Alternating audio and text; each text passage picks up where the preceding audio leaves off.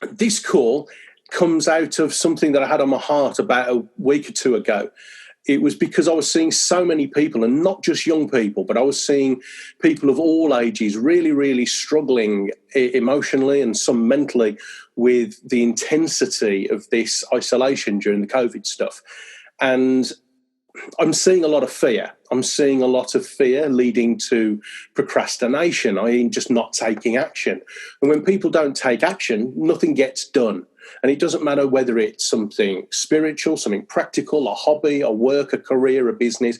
When we stop doing stuff, everything stops. And so I put on this call really just to do what I can to serve you guys, serve my God, and also teach a little bit of tolerance, just so that we can all just be nice to one another, make a difference.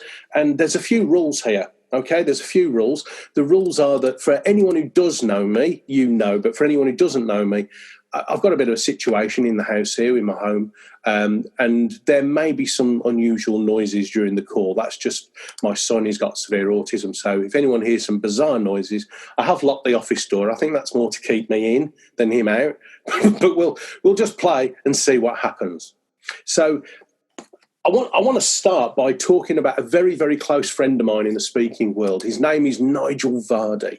Nigel Verdi, he's an explorer and an adventurer, and he holds a world record. How cool is that? But sadly, he holds a world record for not being a very good mountaineer, because he fell off Mount McKinley in Alaska many years ago.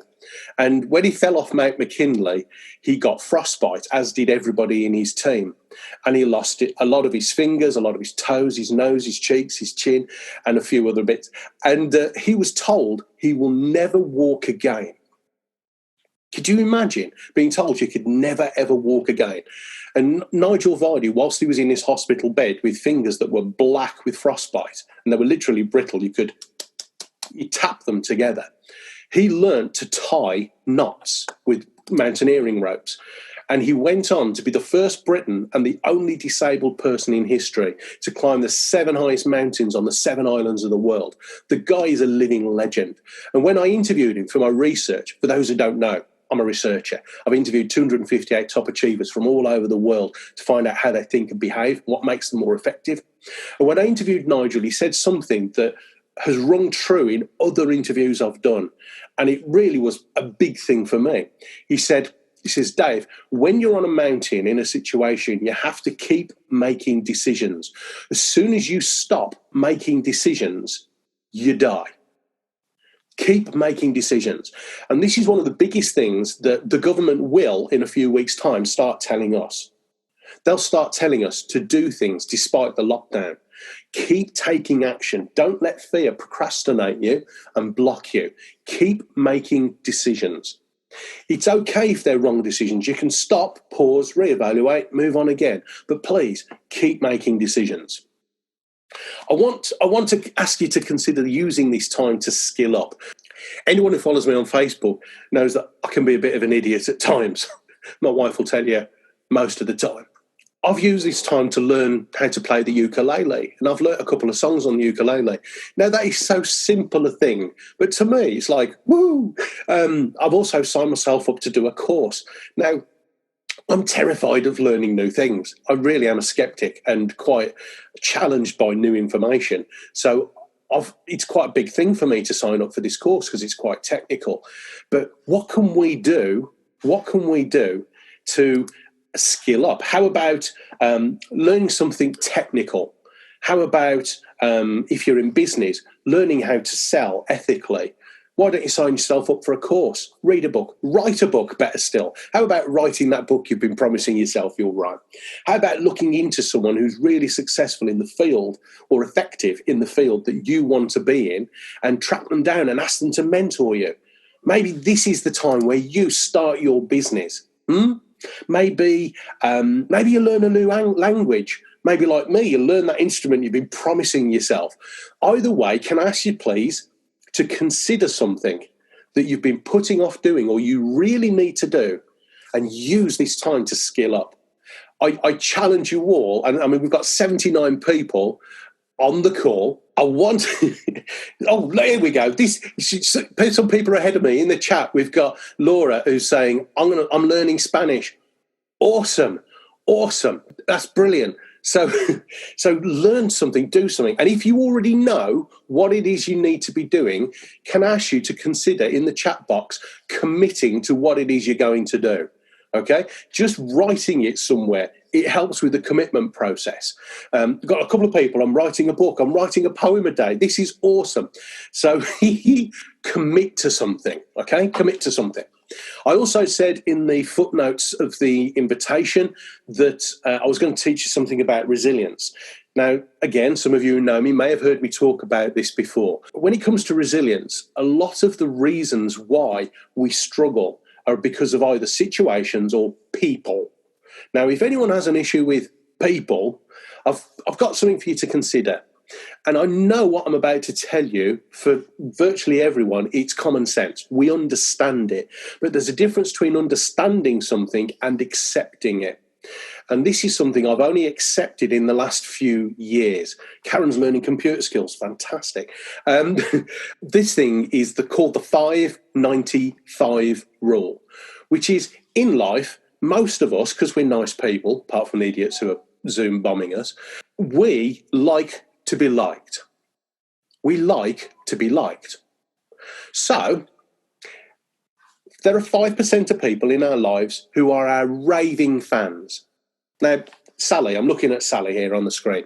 Sally's got a Facebook group. She's got hundreds and hundreds of people on this group, if not thousands. And Sally is a voice coach. She has trained the best of the best. I mean, singers you will have heard of. She's awesome. And in her group, she's got some people who adore her. They are Sally's raving fans. Sally couldn't do a thing wrong. You know, she could literally set fire to the house and they'd go, "Oh, don't worry, Sally, it was an accident." But she couldn't do a thing wrong. And 5% of people in our lives will always love us and rave about us. Then there's another 5% at the other end. This 5%, it doesn't matter what we do, they will never like us. They don't like us. They don't like the way we do stuff. They don't like the stuff we do. They don't like anybody. They don't like anything. They don't even like themselves very much, if we're honest. And we, at a psychological level, we love to be liked. So we love these people because they make us feel significant. And we try to win these people over because we like to be liked. The problem is that they're never going to like us. So by giving all our attention to these two groups of 5%, we miss the 90% in the middle, who, for as long as we're genuine, sincere, and heartfelt in our desire to serve these people, we miss them. But if we are genuine in our desire to help as many people as possible, you get 95%, because those 5 will love you anyway. But it's the 90% who are likely to create the biggest impact. And certainly people in my game, we can be guilty at times of seeking applause rather than impact. And life is all about what we do, not what we say we're going to do, or isn't that lovely? So can I ask you to consider who's the 90% that you need to be focusing on? Who's the 90% that you need to be focusing on? Do me. Again, sincere apologies, ladies and gentlemen, for that ridiculous interruption. Whoever you are, crawl back under the rock, will you? Hey. So, 5-95 rule, focus on the 90, you get 95%. Go for it. Second thing is, and this can be, forgive me, hope nobody takes offence to this, but if you do, maybe it's because you need to hear it. Which is, many of us, and I'm as guilty as charged sometimes, we can be guilty of second guessing or trying to mind read what people are thinking. For example, I know that when in my written word in particular, I'm very easily misunderstood, and I take responsibility for that as the communicator.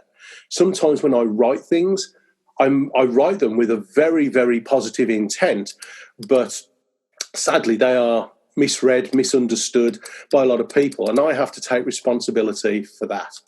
We must take responsibility. Stop trying to mind read people. Stop trying to second guess other people's situations or their intent. And if we're in the least bit intolerant or offended, maybe what we need to do is actually say to these people, "Can I ask, what did you mean by that?" Actually find out what's true in the situation before we just explode, and it will just remove an awful lot of the problems. You see, we need to work with what's true and not necessarily what's worrying us. Sometimes we place all of our energy into the thing we're worrying about at the expense of the thing that's true and we could really be making a difference in the world with. So consider just pressing pause and begin to find out what's true in the situation. Okay? Next thing, goal setting. Those who know me know I'm obsessed with goal setting. Some people on the call are the kind of people who just let the world flow. That's fine if that works for you. But my research with top achievers has conclusively proven that those people who set goals tend to be more effective. And if you've ever heard the expression that your goal should be realistic and achievable, or if any of you have ever read a book, seen a video, or heard a speaker bang on about goal setting, I guarantee you'll have heard the expression SMART goals, right? This stands for specific, you can probably tell I'm getting a bit cross now, specific, measurable, achievable, realistic, and time-focused goals. It's taught on the MBA, it's taught in every business school around the world, and it's taught on every management course you'll ever be sent on or send yourself on. Now, please answer this question for me, right? If SMART or realistic goals is what we should be doing, I wonder how many of the 258 top achieving, really highly effective men and women I've interviewed from my research, how many of them have said, oh, I set realistic goals? None? Not one of them? In fact, because I'm a skeptical little brummie, I did my research. I actually found out who invented the acronym SMART. And his name was George T. Duran. He was a project manager in the United States at the turn of the last century. And George worked on multi-billion-dollar water utility projects. So I started reading what I could find about him and things he'd written, things he'd published, papers he'd published, because he was part of a big project management association thing. And do you know what I discovered? I discovered that he's misquoted. In every single thing I found that he did not once say your goals should be SMART. Not once. Not once. In fact, every single thing I can find where he's quoted directly or he's written himself has said, when working on really big projects, the steps to your goal should be SMART. That's different. Would you agree? You see, it's all very well setting realistic goals, but I've actually had top achievers when I interviewed, Tim Watts in particular. If anyone's in the recruitment world, right? Tim Watts was founder and CEO of Pertemps Recruitment. At the time of interview, the second largest recruitment company in Europe, right? He's minted this guy. You get rich through osmosis, just standing next to him. And he said, Dave, SMART goals set people up for mediocrity at best. Remember, George T. Duran misquoted 250 top achievers say massive goals. Not one of them said SMART goals. So what would you do if you had no excuses? What would you do genuinely, personally or professionally? What would you do if you had no excuses? There's a friend of mine called Sat Sembi. Now, Sat Sembi grew up in a tough part of Birmingham, and he was quite poor as a child. Him and his brother used to help out on a Saturday digging gravel in a builder's merchant's yard. And he said, one day I'm going to be a multimillionaire. I'm going to have shiny suits, shiny shoes, and drive nice cars. Everybody laughed at him, even his teachers at school. And he said, I have got no excuses. Now, I know these are just words. They're just semantics. But please consider this. What if, honestly, we had no excuses? What are we using as an excuse to not be more effective? What are we using as an excuse to not do the things that A, we want to, and B, we know we're capable of achieving, and C, we deserve them? What kind of a person are we stopping ourselves becoming because we don't think we deserve it? Is that an excuse? Are you not serving yourself, your family, your God, your community as effectively as we could be just because of these little excuses that we keep telling ourselves. Don't get me wrong, I'm holding my hand up first. I've got a whole sackload of excuses I use. We're all human beings. What I'm asking you to do is consider, what would you do if you were unstoppable? What would you do if you had absolutely no excuses? One little exercise we can do is write a big list of all the excuses we use and just ask yourself, is this true? Is it true? Is that an excuse? And all of us start finding out what it is we're capable of doing. You see, Satsenbi, by using the phrase to live by, no excuses, he did go on to become a multimillionaire. He did go on to wear shiny suits, shiny shoes, drive nice cars, and he has given more to charity than anybody else I know personally. Anybody else. He's one of the most generous people I know. You see, what can we do when we've got no excuses? Next thing I said I'd talk about is just motivation. Now, I'm not going to be arrogant enough. I wouldn't dare to try and tell you that I can motivate you. Anyone who knows anything about themselves knows that nobody else can motivate us. You know, at best, I can go, rah, rah, rah, let's go for it. And that motivation will last 30 seconds or a day if you're lucky. We'll have to learn how to motivate ourselves. We have to learn how to think and behave differently, like the top achievers I've interviewed. Here's something you can do. There was a guy called Jules Morgan. Now, Jules Morgan was kicked out of school at the age of 15, and he was told, this was back in the day when teachers said things like this, and some of us on the call, I think, are my age and could remember teachers like this, who went, Jules, you're thick. A bit out of order. Now, Jules is not thick. If Jules was thick, he would not be a world-renowned marine design engineer, 2 engineering businesses, more patents, trademarks and inventions next to him to name, making him a multimillionaire than you can shake a stick at. Oh, and in his spare time, 12 times world powerboat racing champion, twice world record holder.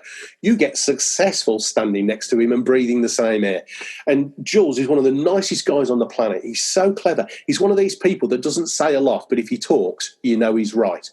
You know, he says, Dave, as an engineer, if you get things wrong, people die. So you don't say anything unless you know you're right.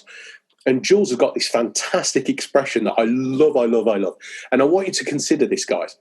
We've all heard the expression, thinking outside the box. Well, you know, that fluffy, woolly statement. Well, he says, no, Dave, he says, I'm an engineer. There's such a thing as physics. What we do is we get inside the box and we push the sides out. Now, that just sounds like a cheap throwaway quote, but I want you to consider this. What's the box that you need to get inside of and start pushing the sides out? What's the thing that you've been using as the excuse? What's the goal all of us need to set ourselves, take action on? What's that skill up thing I talked about earlier that we need to do? And that little bit of fear we're using as an excuse not to even have a go. It's okay to fail, my friends. It's not acceptable for you not to find out if you can do it. All of us are better than we dare imagine. If I was to go to every single person on this call, and there's 75 of us, that's amazing. Thank you so much for coming on. What if all of us just got inside our box and started pushing the sides out a little bit, rather than not just think massive? You see, everyone tries to tell me that I'm a positive thinker. I'm not.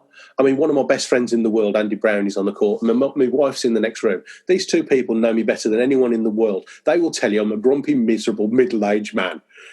I really am. I am not a positive thinker. And John Atoka knows me. He's nodding. Thanks, John. I'm a positive doer. I'm still a grumpy little brummy fat guy with glasses and a bad haircut. But when I see something, I will go for it. I am prepared to accept that I might fail.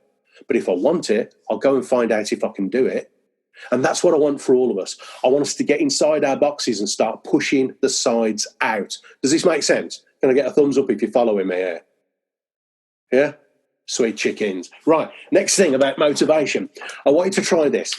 21-day rule. I know we've got some clever people on the call who will have heard of this gentleman. His name was Hermann Ebbinghaus. I think he might have been Austrian, but he was a psychiatrist and psychologist. And if anyone's ever heard of Pavlov's dog, or Pavlovian theory of habit, right? The story goes that he got a dog to salivate every time he rang a bell so he could feed the dog and blah, blah, blah. And he talked about habit. Well, Hermann Ebbinghaus took Pavlov's theories to the next level. And he proved conclusively that if as human beings, most of us, there are a few of us who have got different levels of emotional intelligence, and for some of us it takes longer or less time. But the average to change our mindset and habits is 21 days.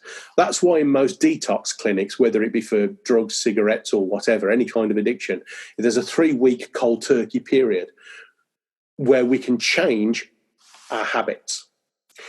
If we were to do something consecutively for 21 days, it forms a solid foundation of a habit. The only challenge is that these habits can be positive or negative ones.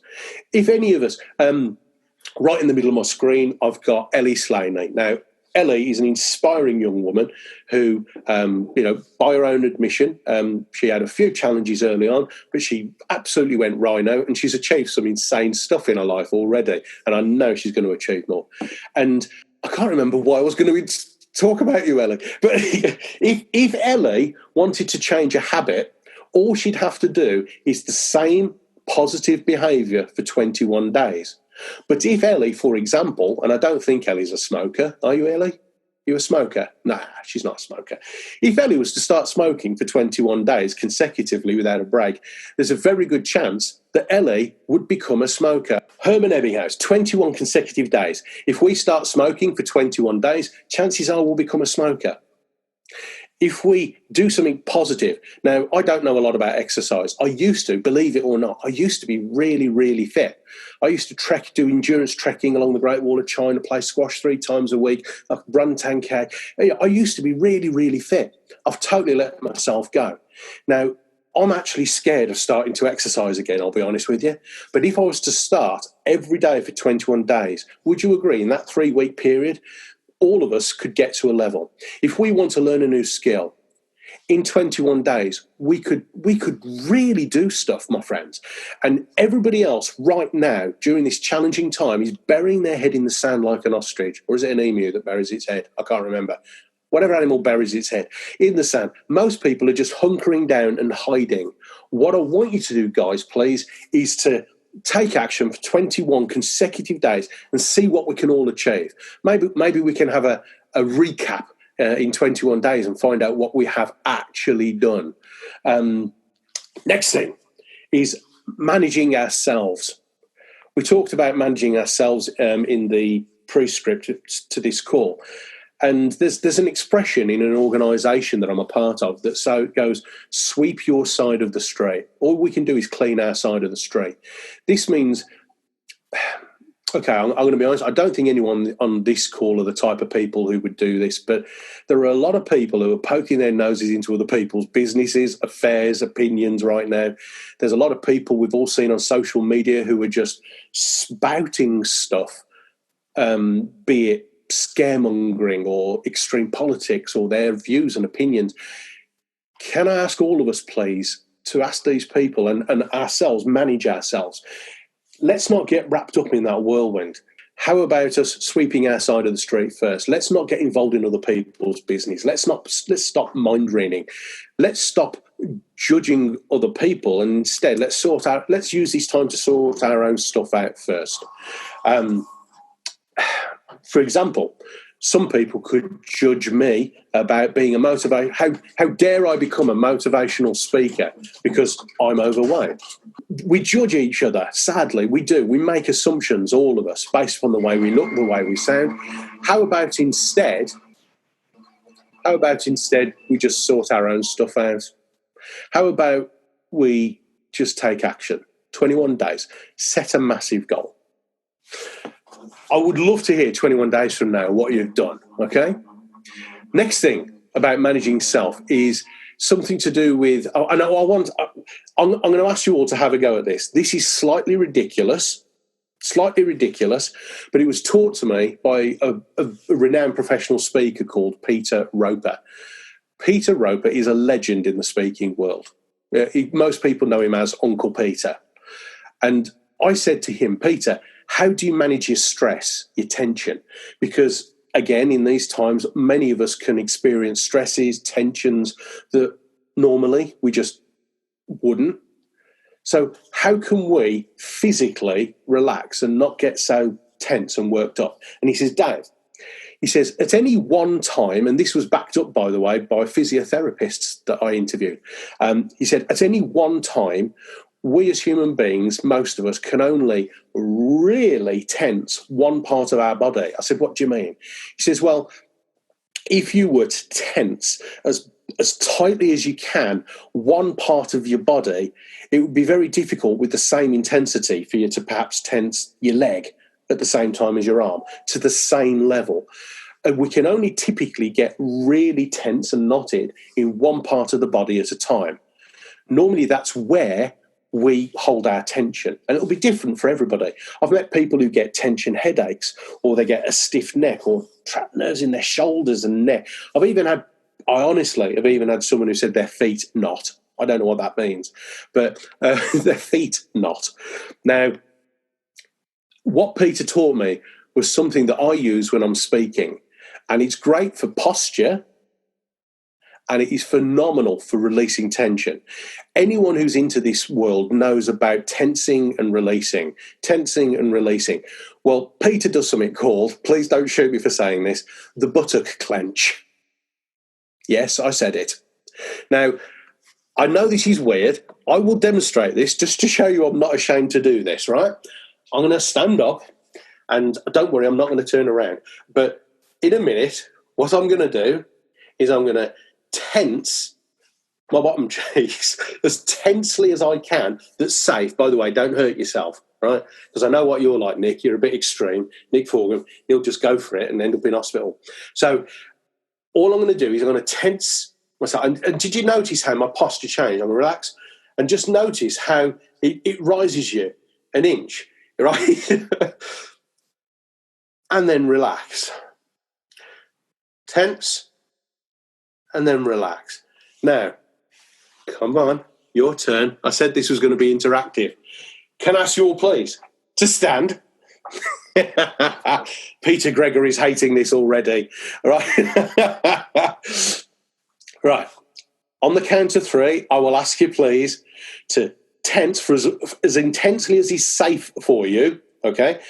Tense your buttocks, hold it for 2 or 3 seconds, and then just relax. Okay, here we go. 3, 2, 1. First time.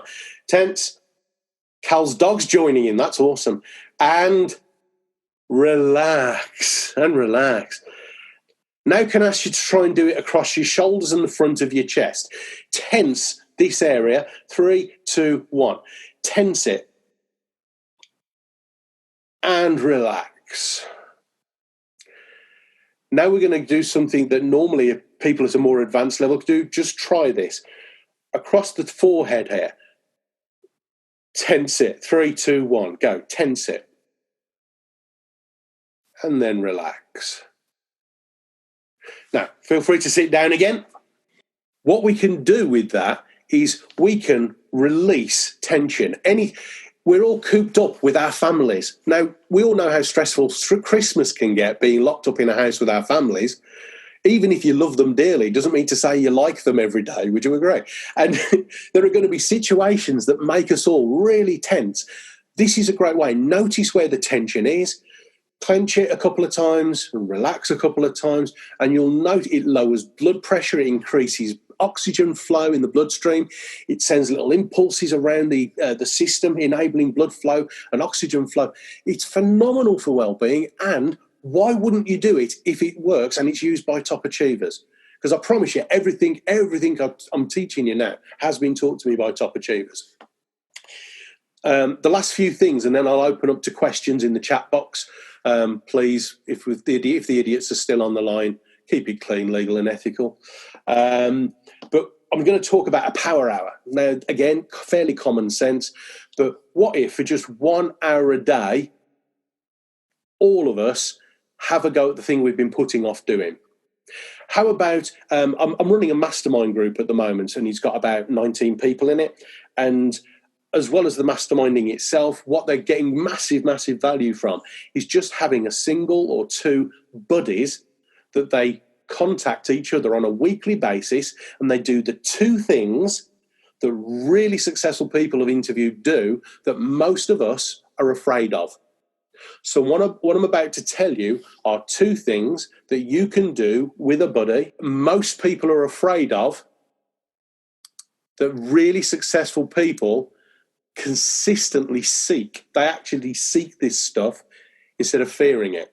I'm going to ask you to consider getting a buddy and do what's called a scrum and sprint. In the world of consulting and learning and development, there's a big thing that's come over from America called scrum and sprint, which is where you have regular little meetings to decide upon the big goal.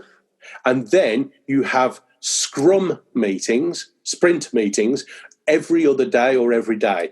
And the scrum meetings can last an hour, half a day, or a whole day. But the sprint meetings literally can be 5 minutes on a phone call. Earlier, I alluded to 2 things that all of us can be doing that top achievers seek, that the rest of us don't do or actually fear. And these are support and accountability. Companies, teams, individuals, mums and dads, young adults, if we actually seek support, and most of us on the call are of British origin, and I know we've got a few international friends. Welcome. Maybe in your culture it's very different. But in Great Britain, we tend to be very reserved. We don't like asking for help. Sadly, it's perceived as weakness. It's not. Top achievers seek support. They get the right support from the right level of people. They also seek accountability. Now, that's something that most of us, if we're honest, are a little bit wary of. We're actually very good at getting off the hook. You know, we don't commit to things so that our friends and family can't hold us accountable. Let's be honest. In your life, you've got the Inland Revenue. They've got an agenda for you. Your partner, if you've got one, they've got an agenda for you. Your kids, if you've got kids, they've got an agenda for you in your time. Even the dog, right? I know we saw Cal's dog on the screen earlier. Even that dog has got an agenda for you, Cal. How do the dogs know when it's time for a walk or dinner? They're there. So everyone in your life has got an agenda for you, and we are really, really good at getting off the hook. We're really good at going, oh, I haven't done it because, and our friends go, oh, never mind, do it next time. How about instead, if you ask them to truly hold you accountable, truly say, have you done what you said you were going to do? So get a buddy call, have scrum meetings where you really go into depth on the things you're committing to. And then on every other day or every day, have a 5-minute sprint call where you go, have you done what you said you were going to do? What are you going to do today? How can I help you? Get the right level of support and the right level of accountability. If you do these 2 things, my friends, it catapults your effectiveness. The last thing is, and I know we've got some people on the call who are big into their music, is just have a rock out. You know, if you're sitting in the car and your favourite track comes on, we all do the Wayne's World thing. Well, how about putting on your favourite piece of classical, rock, whatever music you're into? Truly rock out. Dance like there's no one watching. I mean, I'm rocking out on the ukulele every day at the moment. And my friends, have a go. Just de-stress. So, after this call, anyone who's got my email address, please email me. But failing that, in the chat box, can I ask you to please to commit to 3 things as a result of this call?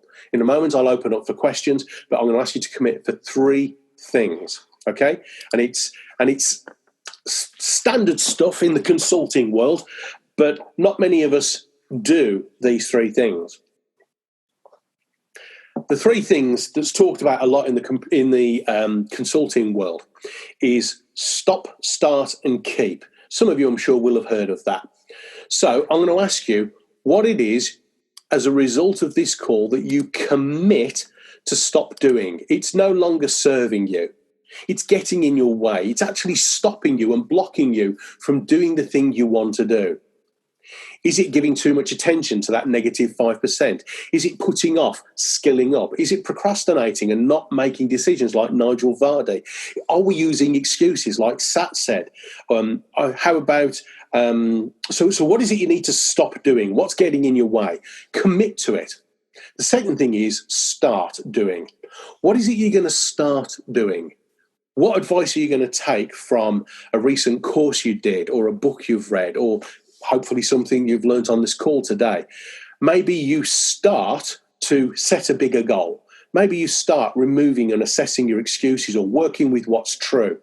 Maybe you sweep your side of the street first, and maybe we stop trying to mind read other people and make assumptions about what their intent is. Maybe we buddy up and have a power hour. So have a rock out. So what is it you need to start doing? So I'd love for you in the chat box to commit to what you're going to stop doing, start doing. And then the last thing is, what are you going to keep doing? What is it that you do really effectively already? It serves you. You're great at it. It really, really helps you. What do you commit to keep doing? Because the one thing in my research, and if we've got any psychologists on the call, I would love any advice on this. I've never been able to find a top achiever who can answer the question for me, why do we stop doing what works and yet keep doing what doesn't serve us? Why does that happen? Why do we stop doing what really works? Why do we stop going RHINO? And why do we slip into the cow mentality? How about we just go a bit more RHINO? So what do you need to stop doing? What do you need to start doing? And what are you doing great already that you commit to keep doing? Oh, Moss is committing. Helen's committing. Helen, stop reading all the Facebook and all the social media rubbish. Awesome. Start with an early start in the office. Do you know what? If we all get up just 1 hour earlier in a day, in an hour, you can easily write a page. If you write a page a day, 1 year from now, you've got a 365-page book written, done, in the bag. Take some action. What's Moss going to do? He says, I'm going to take this time to answer those questions. Awesome. And I will get in touch. Second thing, I'm going to report those cretins to Zoom. Thank you, Moss. Ooh, I've been thinking about getting up earlier for days, Vicky says. Now I'm doing it. Vicky, that's rhinoceros. Now, that's a compliment, by the way, Vicky, before you take offence. That's a compliment. For those who know me, this is the craziest person I've ever interviewed. His name is Scott Alexander, and he wrote a motivational book called Rhinoceros Success. I actually, in the first place, dismissed the book because it's a thin book with large print and pictures. And the reason I'm going to tell you about it briefly is because loads of top achievers, when I said, is there a book that's changed your life, quote this book as the book that was a game changer for them. And when I asked why, they said, just read it. And I did, and I have to say, it was a terribly written book, but it was the most motivating book I've ever read. It made me literally go RHINO. And in the book, Scott talks about cows and rhinos. And he says that 97% of us behave like cows, 3% behave like rhinos. These people naturally achieve more than these people. Many of us are guilty of hanging around in a herd, doing what we've always done, getting what we've always got, and moaning about it. Or as Scott says, chew grass, moo, milky, milky. Yeah, I did just do that. 3% of us naturally go RHINO. We see what we want and we charge. Now, the good news is that 3% of our time, most of us go RHINO.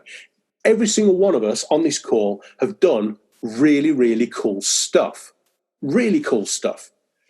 But then 90% of the time, 97%, we allow ourselves to settle. That'll do. Why should I bother? What if we just go a little bit more RHINO? You know the O2 advert, be more dog? No. Be more RHINO. What I want you to do is 97% of the time go RHINO and be realistic. 3% of the time, we're going to have bad days. I'm not one of these positive thinkers that say, hey guys, all you got to do is think groovy and the world's awesome. No, I'm from Birmingham. That's not true, is it?